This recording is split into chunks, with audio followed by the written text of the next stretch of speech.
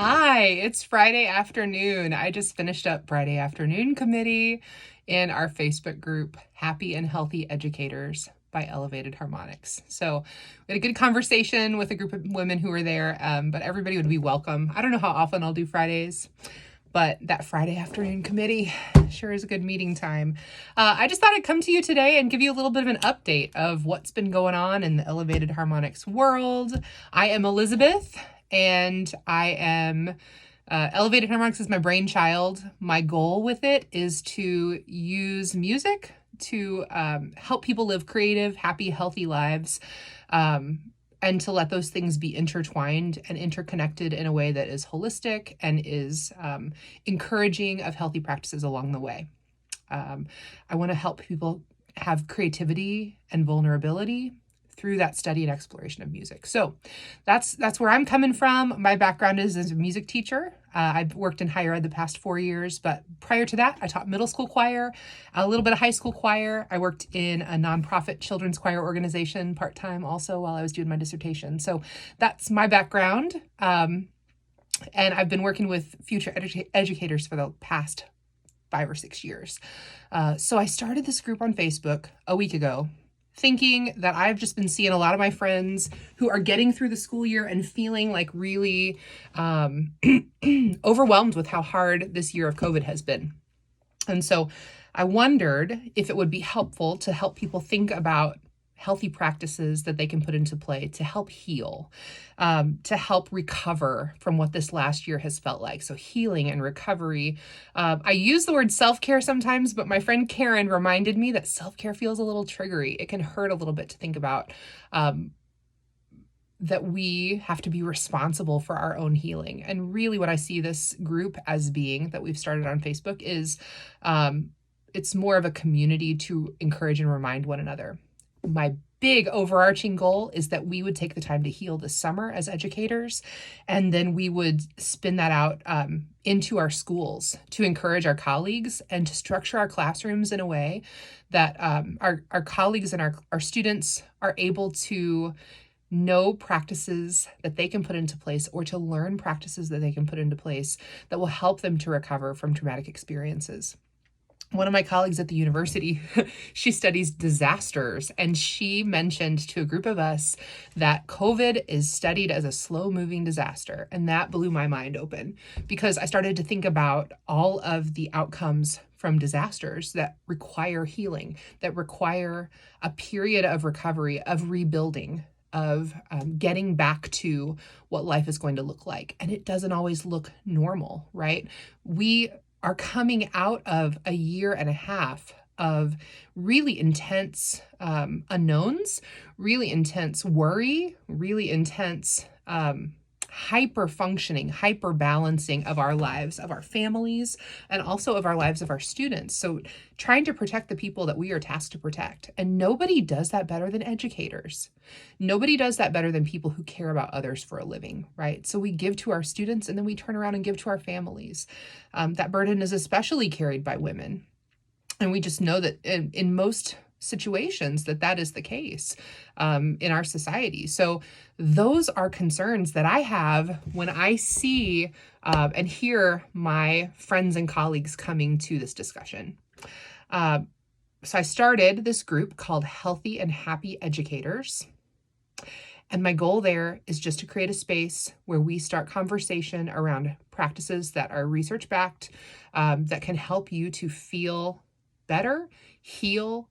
There's nothing that's rocket science that we're going to be talking about over the summer, but it is all basics that can be implemented and lead to a happy life. I was inspired by an online class that I took through Yale University called The Science of Happiness, which was offered for free at the beginning of the pandemic last March. And so the tenets that I'm going to set forward in that group are sort of based around that. And I've also done a lot of thinking about this in terms of Maslow's hierarchy, which as educators, we are all used to thinking about in those basic education classes, right? But for us, especially, my background's in a creative field in music. So especially for those of us who work in creative fields, we can't expect ourselves and we can't expect our students to function optimally if they don't have their basic needs met.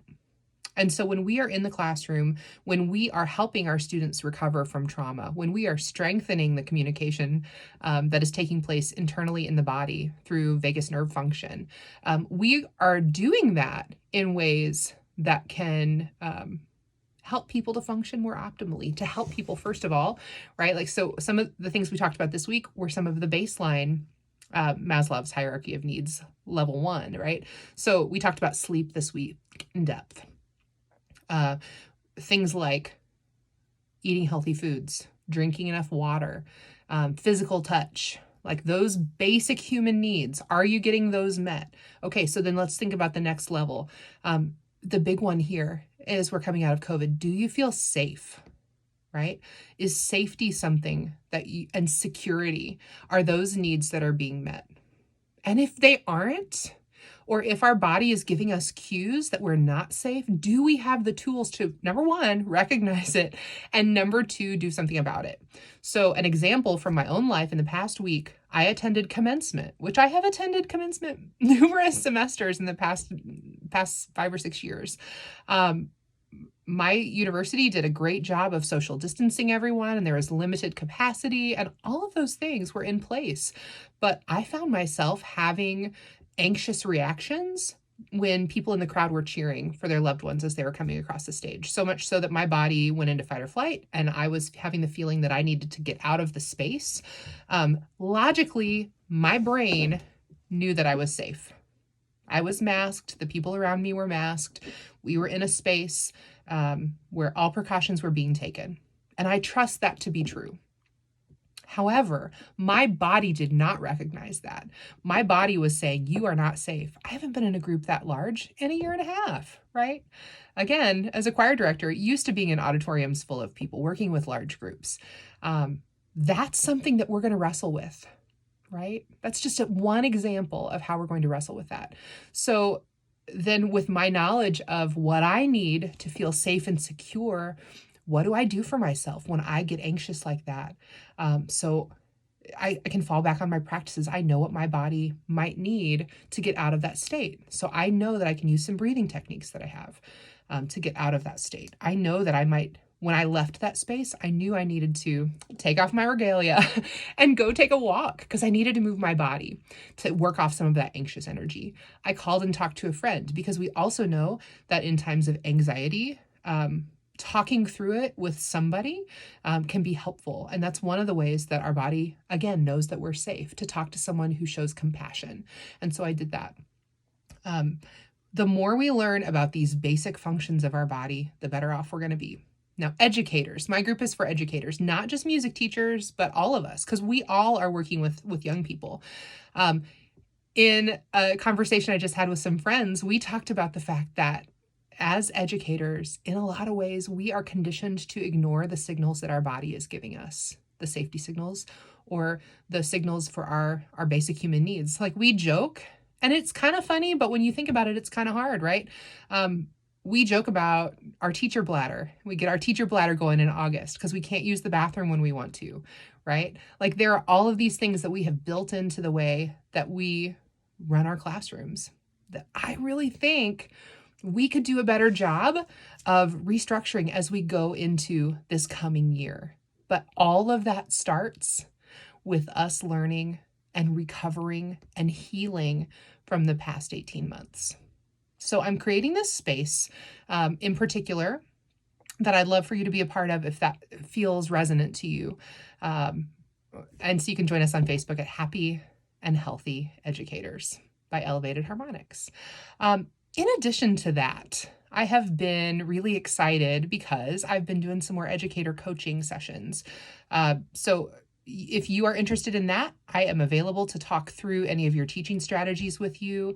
I have people who want to talk about their desire to examine the position they're in and see if it might be a right fit for them to move on to the next thing.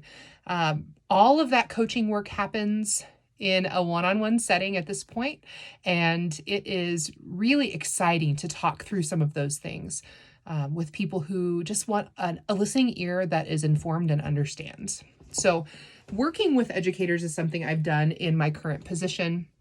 at the university for a long time, and have done everything from giving feedback on teaching to brainstorming best practices. And I really find joy in that work. So if there's anything that I say that resonates with you and you think that you might want to engage in that way, don't hesitate to visit my website. And you can find information about how to sign up for a 15-minute free consultation over the phone, and then possibly move forward into working together in a one-on-one setting, either in person if you're close to me in St. Louis, or over Zoom. And either one of those ends up being real fun. So I look forward to engaging with you in those couple of ways. Finally, would you take a moment, especially if you've gotten to the end of this video, to subscribe to this YouTube channel? It will be super helpful for me to know that you have been here, and I know that you've been here when you subscribe. Also, make a comment in the chat and just let me know how the end of the year is wrapping up for you. What's on your mind and heart as you go into this healing season of the summer, how you are planning to implement some healing practices for yourself, and if there's any ways that I could maybe help you along that way. I am finally going to announce my exciting news that I am starting yoga teacher training tonight. That is something I've been looking forward to for the past year. I was signed up for it last year and it got postponed due to COVID. I'm thankful that it got postponed so long, because I think, we're going to be safer when we're in the space together, and this is a practice that is best learned in person. And so I'm really thankful that they did push it off and they had the flexibility to do that.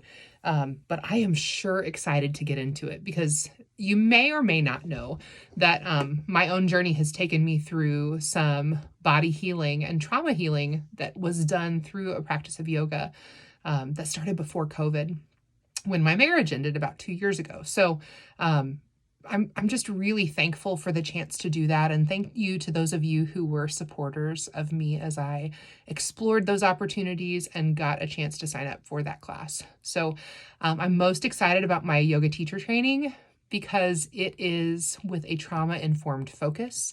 And already the books that we're reading for class focus on issues of diversity within that sphere. Of like one of the books that we're reading for this first month will be in full class for the full weekend, and then we'll go off on our own for the month to continue learning. And one of the books that we're reading in that setting is White Ally, and ways that we can uplift voices of marginalized groups in spaces that are spiritual and healing. So this yoga teacher training, focusing on trauma, focusing on marginalized groups and their voices, feels really relevant to me as an educator, especially with the passion that I am finding for helping people to lead connected and healthy lives so that they can influence their students and to design their classrooms and activities in ways that really best serve their students and their long-term health, right? That's our goal. So many people say, I'm a teacher and I do that to help people, right? I teach such and such subject because I just love kids and that's the way I connect. Many, many people approach teaching that way. And, my thought is that if that is true for us, if we do approach teaching because we love people and we want to help people grow, then a knowledge and a recognition of the ways that people actually do grow into healthy and happy individuals, the information that science suggests will allow us to lead happy, healthy lives. It's worth us knowing those things. It's worth us modeling those things for our students and our children and our families. These ideas are not meant to make anybody feel guilty. They're not meant to make you feel like you're doing anything wrong. They're just meant to be reminders and joyful encouragements that we can continue to take the time to treat ourselves with love. And when we love ourselves wholly, then we have a chance to show love for the people around us. And that's the best thing about being a teacher and being a parent and being a friend and being a partner. So it's been a joy to spend some time with you today. Thank you for watching. I can't wait to talk to you next Friday. See you soon. Oh, don't forget, subscribe, please. It would help me so much, and I would know you're here, and that would make me so happy.